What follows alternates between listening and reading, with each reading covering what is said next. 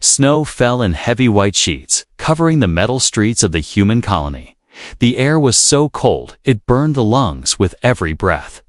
Lights from the tall buildings glowed faintly through the fog of ice, but none of them offered warmth.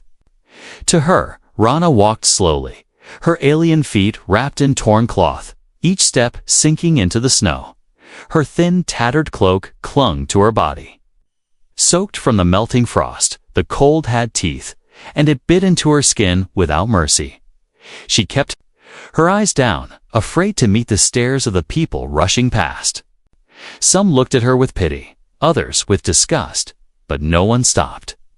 No one wanted to give shelter to a widow from another world. Her breathing grew heavier, each step harder than the last. She clutched a small, glowing pendant around her neck, the only thing she had left from her husband. The tiny light inside it flickered like a dying star. The streets were lined with shops and food stalls, but their doors slammed shut as she passed.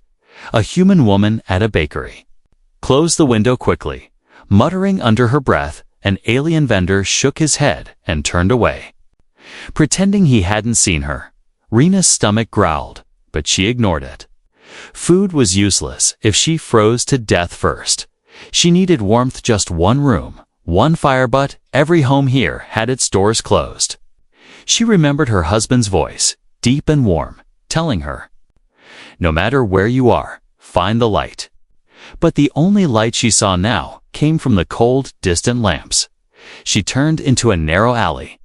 Hoping to block some of the wind, the walls dripped with frozen water, ice climbing up the bricks. Like crystal vines at the end of the alley, she spotted a power vent. Steam hissing out into the cold. She stumbled toward it, feeling the faint heat kiss her frozen skin. Rana crouched near the vent, curling into herself. Her legs shook so badly she couldn't stop them. Her hands were stiff, the skin pale and cracked. If she stayed still, maybe she could keep her body from freezing completely. The sound of snow crunching under boots made her tense. She pressed her back against the wall, hiding her pendant under her cloak. A shadow stretched across the alley, tall and solid. The figure moved closer, the boots heavy on the snow. Rena's heart raced. She had seen what happened when desperate people found someone weaker than them. Some would rob her, others might drag her into the darkness. She forced her voice to sound steady. "I have nothing worth taking," she said. The figure stopped, then crouched down in front of her. It was a human man, his face partly hidden by a thick scarf. Frost clung to his dark hair, and his coat was heavy and worn. His eyes studied her for a moment, calm but sharp. "You'll freeze to death here," he said, his voice low. Rana looked away. "Better here than where I came from," she whispered. The man didn't reply immediately. Instead, he shrugged off his coat. She stared at him in disbelief as he held it out to her. Humans didn't give without expecting something in return. She had learned that lesson the hard way. Still, her body ached for warmth, and the steam from the vent wasn't enough. Her frozen fingers reached out slowly. Touching the heavy fabric, it was warm, smelling faintly of oil and smoke. "Put it on," he said firmly. She hesitated, then slid her arms into the coat.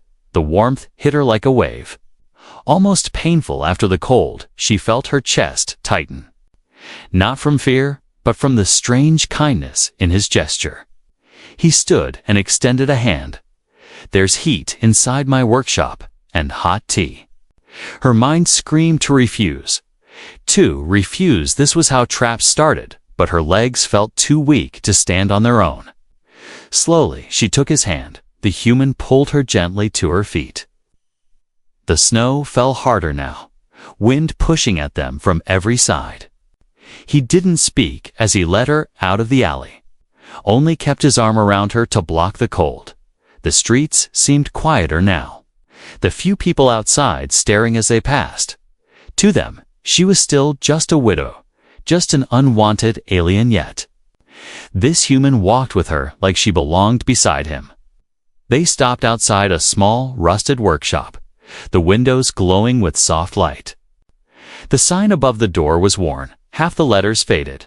He opened the door, and the rush of warm air almost made her dizzy. The smell of metal, wood, and something cooking filled her senses. She stood in the doorway, unsure if she should step. Inside, the man turned to her and said simply, "Get in, before you turn to ice." Inside. The warmth wrapped around her like a blanket. Her shaking hands began to ease, and for the first time in days, she could breathe without pain. The human took the coat back gently, hanging it near the heater. He gestured to a chair by the fire. "Sit," he said.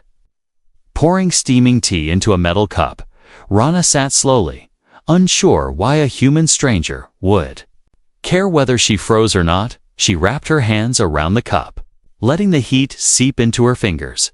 The snow kept falling outside, covering the colony in silence. But here, in this small, warm place, the world felt different. She didn't know if she could trust him. She didn't know if this was safety or just another dangerous kindness. But for now, it was warmth, and that was all she wanted. The chair creaked under Rana as she sat close to the fire. Heat rolled over her face and arms, making the sting of returning feeling almost unbearable. Her fingers, once stiff like stone, began to tingle sharply. It was the kind of pain that meant life was coming back to them. She tightened her cloak around her shoulders. Though now the room's warmth was enough to melt the thin frost from her hair, the human moved quietly, his boots thudding on the wooden floor. He placed a steaming kettle back on the stove and brought over a metal cup filled with tea. "Careful," he said, his voice deep but not unkind. "It's hot." She nodded, wrapping her hands around the cup, letting the heat sink into her skin. The smell was strange, spicy and bitter, but it made her stomach growl in a way she couldn't hide. He noticed, his eyebrows lifting slightly. "I can make food too," he offered, already turning toward a small stove in the corner. Rena's grip on the cup tightened. "No," she said quickly. "The tea is enough." She didn't trust this kindness, not yet. In her life, generosity often came with chains. She would not let herself forget that. The man didn't argue, but his gaze lingered on her for a moment before he started chopping something on a cutting board. The rhythmic sound of the knife was strangely comforting. After a while, he spoke again, his voice casual. "Name's Daniel," he said. "Been here in this colony for too long." Rana sipped her tea, unsure if she should answer. Finally, she said softly, "Rana," and left it at that. Daniel didn't push for more. Instead, he stirred a pot on the stove, the smell of broth filling the air. Rena's eyes followed him, her instincts measuring every movement. He didn't look like a soldier, though he carried himself like someone who had been in dangerous places. His coat was patched in many places, his boots worn from long walks through snow and steel. His hands, though large and strong, moved with surprising care. "You're not from around here?" he said after a pause. Rana lowered her gaze. "No. And I won't be staying long." Daniel's lips curved into a faint smile. "We'll see about that." Her brow furrowed. Was that a threat or just human humor? She couldn't tell, and that uncertainty made her uneasy. The fire crackled between them, filling the silence outside. The wind howled against the workshop walls. Daniel finally set a bowl of hot soup in front of her. She hesitated, staring at it like it might be a trick. He noticed, leaning his elbows on the table. "It's not poisoned," he said simply. Something about the way he said it plain, without offense, made her lips twitch in a small, reluctant smile. She picked up the spoon and took a slow sip. The warmth spread through her chest, easing the knot in her stomach. She hadn't eaten something this good in months. Daniel didn't talk much as she ate, and that was a relief. Most people like to fill the air with words, but he let the silence work. When she finally put the spoon down, she felt less like a stranger in this place, though the thought scared her. Daniel leaned back in his chair, watching her without judgment. "So, where's your home?" he asked quietly. The question was like a sudden drop into cold water.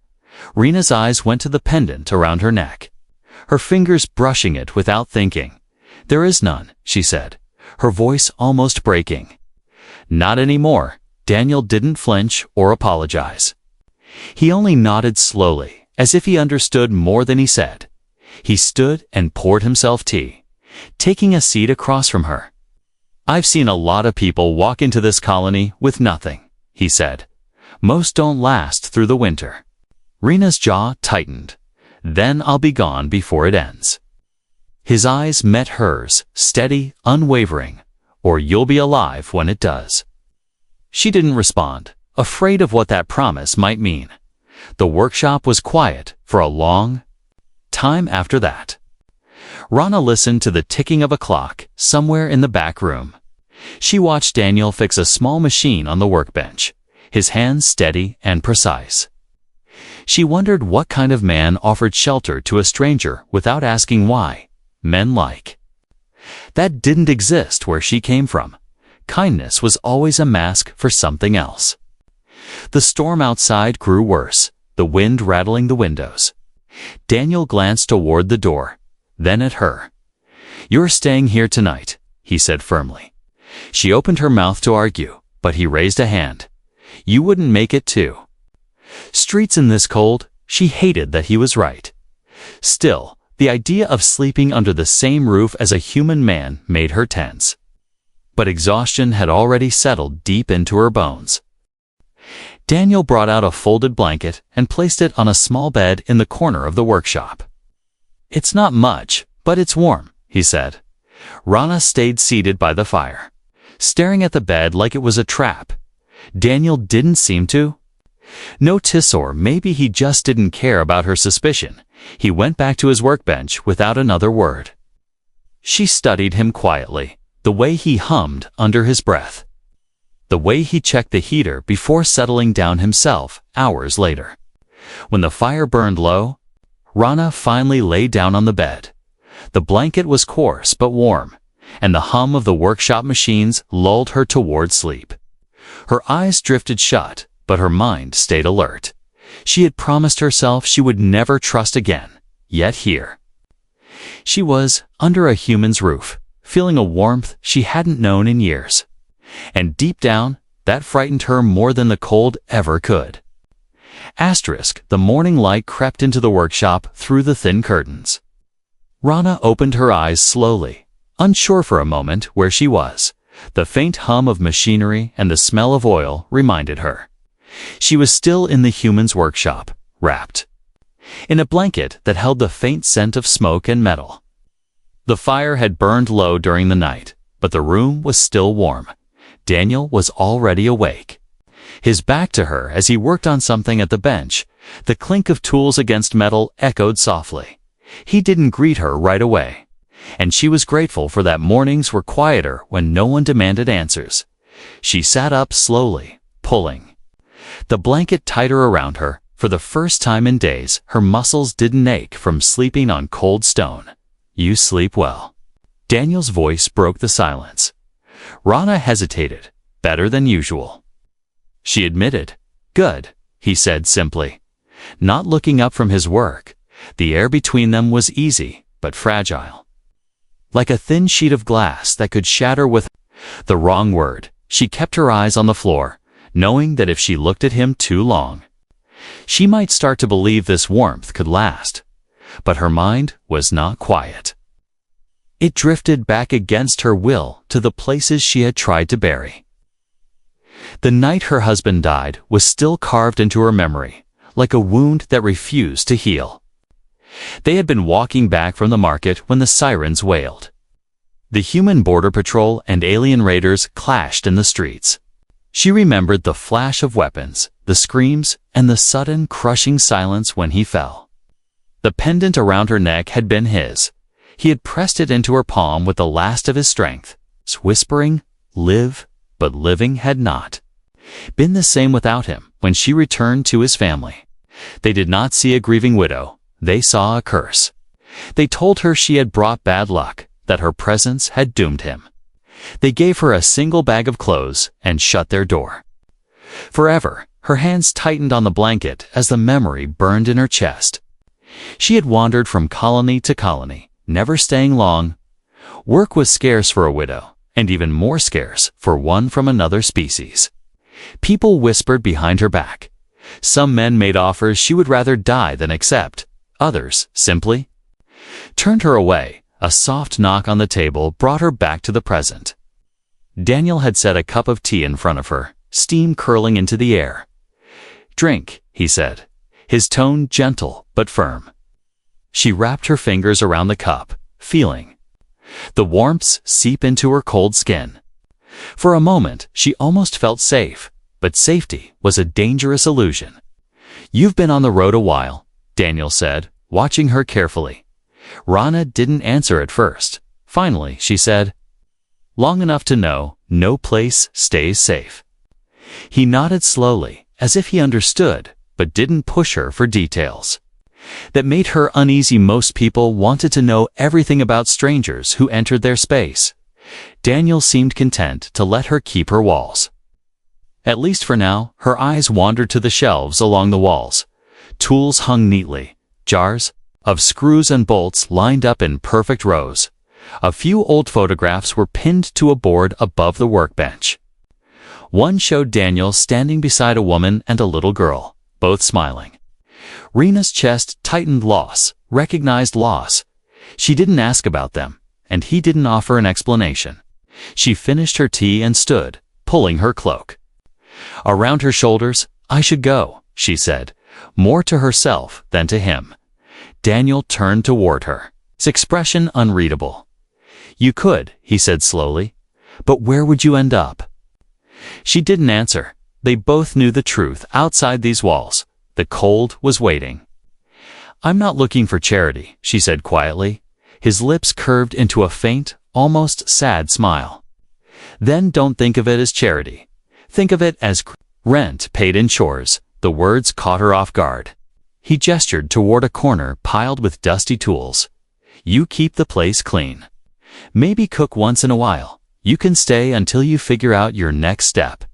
Her first instinct was to refuse, but the memory of frozen streets and locked doors pressed against her mind. This workshop wasn't much, but it was more than she'd had in months. She hesitated, then gave a slow nod. "Fine," she said, "but I'm not staying forever." Daniel's smile was faint, but it reached his eyes this time. The day passed quietly. Rana swept the floor, dusted the shelves, and organized a few boxes of parts Daniel worked on. Repairs occasionally handing her something to hold. They didn't talk much, and that was fine with her. But every now and then, she caught him watching her, not with suspicion, but as if he was trying to understand something she hadn't said. That night, as she lay under the blanket again, she traced the edges of her pendant with her fingertips. Her husband's voice echoed in her mind. Live. She wasn't sure if this counted as living, but here, in this warm corner of the cold colony, she felt the smallest spark of something she thought she had lost. And for the first time in a long while, she let herself close her eyes without fear. Rana woke to the smell of something cooking. The soft crackle of the fire mixed with the sound of metal pans being moved. For a moment, she lay still, letting the warmth sink into her bones. It felt almost dangerous to be this comfortable. She had learned the hard way that comfort often came with a cost. When she finally sat up, Daniel was at the stove. He glanced over his shoulder. "You're awake," he said simply. Rana wrapped the blanket around herself and stood, her bare feet touching the cool wooden floor. "What are you making?" she asked cautiously. "Breakfast," he replied, turning back to stir the pan. She hesitated by the table. Her mind whispered old warnings. No one feeds you for free. Her people had a saying, "The meal is never the gift. The debt is Daniel." Slid a plate toward her. "A piece of warm bread and eggs. Eat," he said. "You'll need strength." She sat slowly, her eyes narrowing slightly. "What do you want in return?" she asked, her tone careful. Daniel didn't look surprised at the question. Instead, he leaned on the counter, meeting her gaze. "Help me keep the place running clean. Cook when you can. And maybe hand me tools when I'm fixing things." "That's it?" she asked, suspicion heavy in her voice. "That's it," he confirmed. Her shoulders loosened a fraction, though the doubt didn't fully leave. "Fine," she said, picking up the bread. It was soft and warm, the kind of food she hadn't tasted in a long time. As they ate in silence, she noticed something. Daniel moved like a man used to working alone, quick, efficient, but careful with his tools. He didn't waste words, and when he did speak, it was without the sharpness most people had. It made her uneasy in a different way. What kind of man asked for so little? After breakfast, she began cleaning the workshop. Dust clung to the corners. Tools were scattered in some places. Daniel worked at the bench, occasionally asking her to pass him something. It felt strange, almost peaceful, to be useful without being exploited, but that thought was dangerous, so she pushed it away. By midday, her hands were sore from scrubbing. Daniel stepped over, wiping his own hands on a rag. "You work harder than most people I've hired," he said, a hint of respect in his voice. "I'm used to working," she replied, though she didn't explain the kind of work she had been forced into before. The afternoon passed quietly until a knock echoed at the door. Daniel frowned, wiping the grease from his fingers. "Stay here," he said, before crossing to open it. Rena's instincts sharpened. She stayed near the workbench, her eyes on the door. When it opened, the cold air rushed in, along with two tall figures.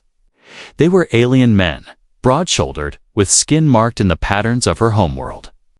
Her stomach dropped. She knew them.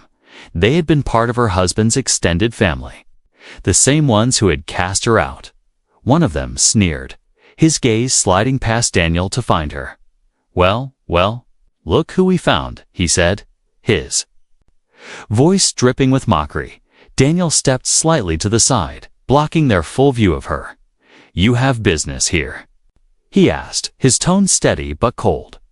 The taller man smirked. "She owes debts, family debts." Rena's heart pounded. "I owe you nothing," she said sharply. The man's eyes narrowed. "You owe for his burial, for the shame you brought, and for running away." Daniel's posture didn't change, but his presence filled the doorway like a wall. "She's under my roof now," he said, his voice low. "You want her, you go through me." The shorter alien laughed. "You think? We're afraid of a human mechanic." Daniel didn't move. "Try me," he said simply, for a tense moment. The cold wind seemed to hold its breath. Then the taller man spat on the ground. "This isn't over," he growled. Turning away, the other followed, their footsteps crunching in the snow until they disappeared. Daniel shut the door, locking it with a firm twist. He turned to Rana. "You know them," he said, more a statement than a question.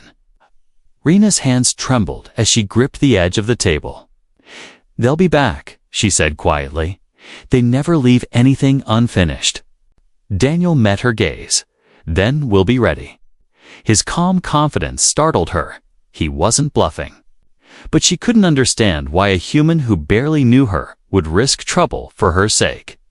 That night, the air in the workshop felt heavier. Rana couldn't shake the image of those men standing in the doorway. Every sound outside made her flinch. Daniel noticed but didn't comment. Instead, he checked the locks twice and moved the heater closer to her bed. "You're safe here," he said quietly before going to his own corner of the workshop. She lay awake long after he had gone still. The warmth of the blanket did little to ease the cold inside her chest. Her life had taught her that every shelter had a price. But here, the only price Daniel had named was her help. Still, she couldn't help but wonder what would happen when the real cost came due. Snow had stopped falling, but the streets outside the workshop were still white and silent. The calm felt wrong to Rana, as if the storm had only moved somewhere out of sight. She sat by the small fire, mending a torn cloth with careful stitches. Every so often, her eyes drifted toward the door Daniel had left early that morning to pick up parts from a supply depot. Promising to return before dark, the quiet was heavy, broken only by the soft tick of the workshop's wall clock. She tried to focus on her sewing, but her mind kept replaying the faces of the two alien men. Their sneers, their voices full of the same cruelty she thought she had escaped. They would come back, she knew it, and when they did, they wouldn't just knock politely. By late afternoon, the light outside began to fade. Rana stood to light the lamps inside, the warm glow chasing away some of the shadows. She was placing the kettle on the stove when she heard its footsteps, slow and deliberate, crunching over the snow. Her hands froze mid-motion, her breath catching in her throat. A knock sounded 3 sharp raps against the door. Her pulse quickened. It wasn't Daniel's knock. She backed away from the door, every instinct telling her to stay silent. But the knocking came again, louder this time, followed by a voice she recognized. "Rana, we know you're in there," the taller alien called out. She gripped the edge of the workbench, her knuckles white. "Open the door, little widow," the other one said with a mocking laugh. "Let's talk about what you owe us." Her heart pounded so hard she thought they might hear it through the door. She didn't answer, hoping they would leave, but instead, she heard the sound of a hand testing the door handle. The lock rattled. "We can wait all night," a taller one warned, his tone turning cold. Rana looked toward the back of the workshop. There was a small exit there, but if she ran now, she'd be out in the open. And Daniel wasn't here to stop them this time. They began pounding on the door, each hit making the wood groan. Her breathing grew shallow. She remembered the last time she had been cornered by them. Her voice silenced, her body used to carry burdens she never asked for. No, she thought fiercely. Not again. She scanned the room for something to defend herself with, spotting a heavy wrench on the table just as the pounding grew louder. A new sound cut through the air, the deep rumble of an engine approaching fast. The pounding stopped, replaced by muttered curses. Moments later, the workshop door swung open and Daniel stepped inside, his eyes instantly scanning the room. Behind him, the two aliens lingered a few steps back, their expressions dark. Daniel's voice was calm, but every word carried weight. "You two have short memories," he said. Stepping fully inside and closing the door behind him, the taller alien smirked. "We just came to collect what's ours. She's not yours," Daniel said, his voice low and dangerous. "And she's not leaving with you." The shorter alien stepped forward, but Daniel didn't move. Instead, he reached into his coat and pulled out a small, compact tool. At first glance, it looked harmless, but when he pressed a button, sharp electric crack filled the air. "Walk away," Daniel said simply. The taller one's eyes narrowed. "You're making a mistake. Human." Daniel's reply was steady. "Maybe, but it's mine to make." For a tense moment, no one moved. Then the two aliens stepped back, the taller one pointing a finger at Rana. "This isn't over," he said, his voice dripping with promise. They turned and walked away into the snowy night, their footsteps fading into the distance. Daniel didn't relax until he could no longer hear them. He turned to Rana, his gaze sharp. "Did they try to get in?" he asked. She nodded, her voice shaky. "They would have, if you hadn't come back." Daniel walked over to the door, checking the lock, then added a second bolt from a drawer. "They'll be back," he said quietly. "But next time, we'll be ready." Rana sank into the chair by the fire, the wrench still clutched in her hand. Daniel noticed and gave a small nod. "Good, you were ready to fight." She let out a shaky breath. "I've been running so long. I don't know if I can stop." "You can," Daniel said. "But you'll need to stand your ground and you won't be doing it alone." Something in his tone made her believe him, even though believing was dangerous. Outside, the night deepened. snow beginning to fall again. Inside, the fire burned brighter. The shadows pushed back, but in the corners of her mind, the memory of those men's eyes still lingered. They were not gone. They were only waiting. And when they came again, the fight would not be so simple. The night after the confrontation was restless. Rana lay under the blanket, staring at the dim glow of the heater across the room. Every creak of the workshop made her tense. She kept replaying the scene at the door of the cold eyes of the men from her past. Daniel's steady voice, the way they had left but promised to return. Sleep came in short bursts, broken by the fear that they would come back before morning. When dawn finally came, the world outside was still covered in white. Daniel was already awake, tightening a latch on one of the windows. He looked at her and spoke like he had been waiting. "They'll try again," he said, his tone calm but certain. Rana pulled the blanket tighter around her. "Then I should leave before they do." Daniel shook his head slowly. "You walk out that door alone, you won't last the day." "I've lasted longer," she replied, though her voice lacked conviction. He set his tools down and leaned against the wall, watching her. "Lasting isn't the same as living," he said quietly. The words made her look away, her jaw tightening. She had run from many places before. Running was survival. But for the first time, she found herself hesitating. It wasn't just the warmth of the workshop or the food it was the way Daniel had stood between her and danger without asking for anything. That kind of protection was rare, and rare things were dangerous to need. As she cleaned the workbench later that morning, her eyes fell on Daniel's photos again, the woman and little girl smiling beside him. She wondered who they were, and if they were the reason Daniel understood loss. But she didn't ask. She knew what it was like to have parts of your life that belonged only to you. Daniel, for his part, didn't volunteer the story. By midday, Daniel began repairing a broken generator someone had left with him. He handed her tools without looking, as if they had been working together for years. "You're good with your hands," he remarked. "I had to be," she said. "No one hires you if you can't prove you're useful."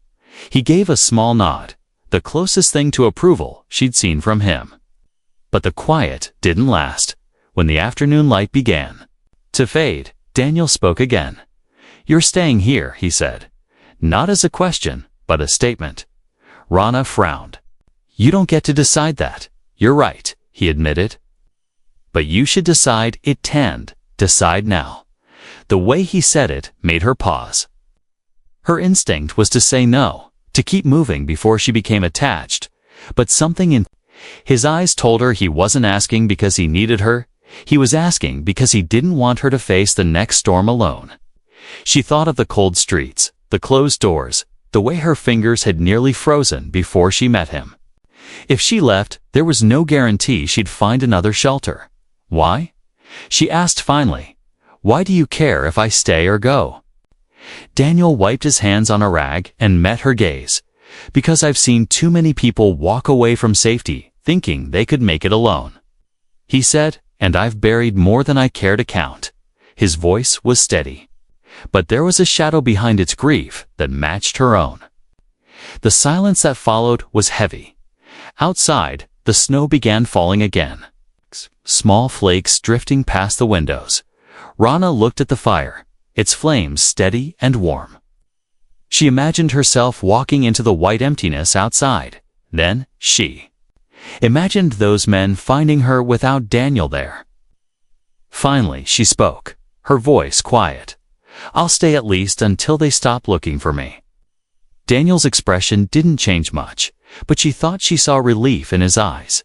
"Then we prepare," he said, turning back to his workbench. "Prepare for what?" she asked. "For when they come back, and they will," he replied. That evening, Daniel showed her how to lock the doors and bolt the windows. He gave her a small metal rod that could be used to bar the back exit. "This place might not look like much," he said, but with the right hands, it can hold. Rana practiced moving through the workshop, checking the locks, memorizing where everything was. It felt strange. She wasn't just hiding now, she was defending something. When the fire was burning low, she sat in her bed corner, holding her husband's pendant. The faint light inside it flickered softly. She whispered into the quiet, "I'm not running this time." The words felt heavier than she expected.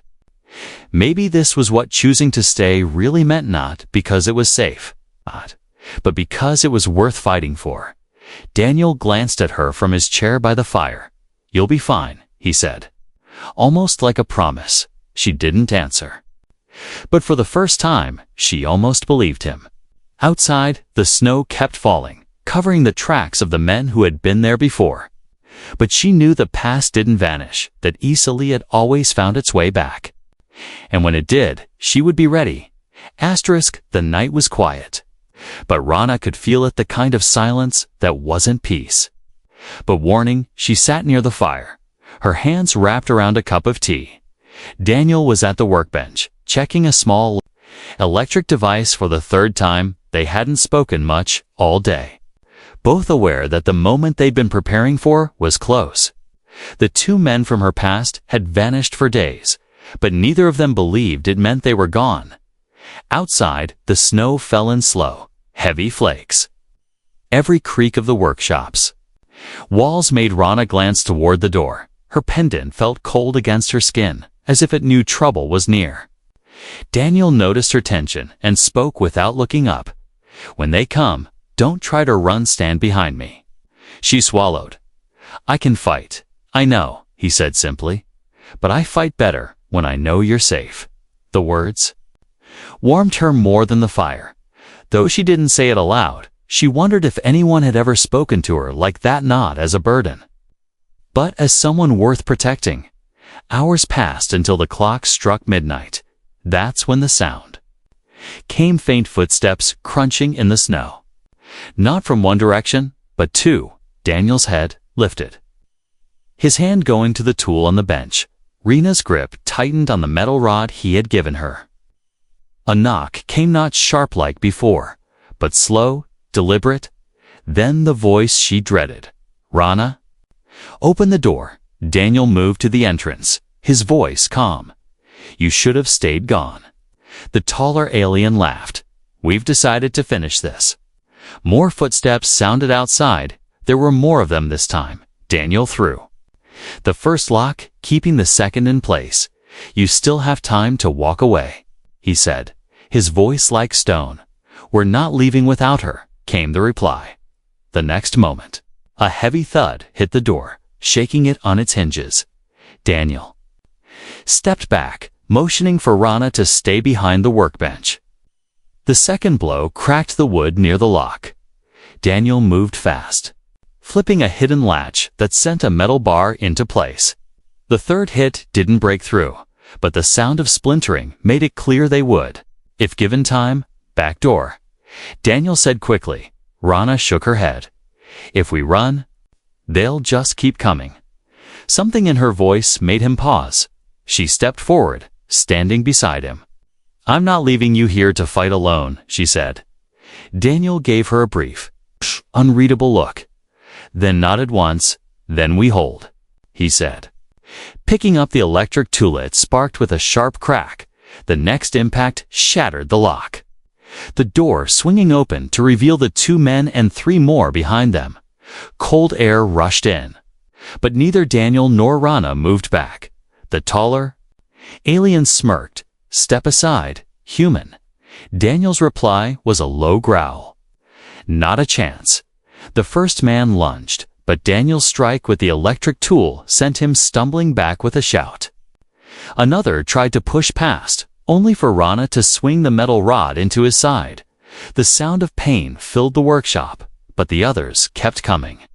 It was chaos. Blows landing, boots scraping on the floor, the firelight flickering across moving shadows. One of the men grabbed Rena's arm, trying to drag her toward the door. Her pendant slipped from her cloak, the glow catching his eye. "That's his," the man snarled. "It belongs to the family." "It belongs to me," Rana snapped, twisting free and driving the rod into his leg. He cried out, stumbling back into the snow outside. Daniel fought like a man who had no room for losing. Every strike was precise, every movement steady. The taller alien managed to grab his coat, but Daniel shoved him into the wall with a force that rattled the tools hanging there. "You don't get to touch what's mine," Daniel said, his voice quiet but deadly. One by one, the intruders fell back.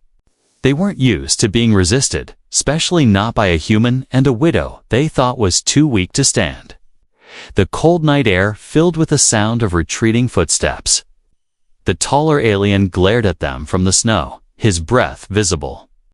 In the freezing air, "This isn't over," he spat. But his voice lacked the confidence it once held. Daniel slammed the door shut, locking it again. The firelight seemed warmer now, the air inside heavy with the scent of smoke and adrenaline. Rena's chest rose and fell quickly. Her hands still gripping the metal rod, Daniel looked at her and said simply, "Told you we'd be ready." She managed a small, tired smile.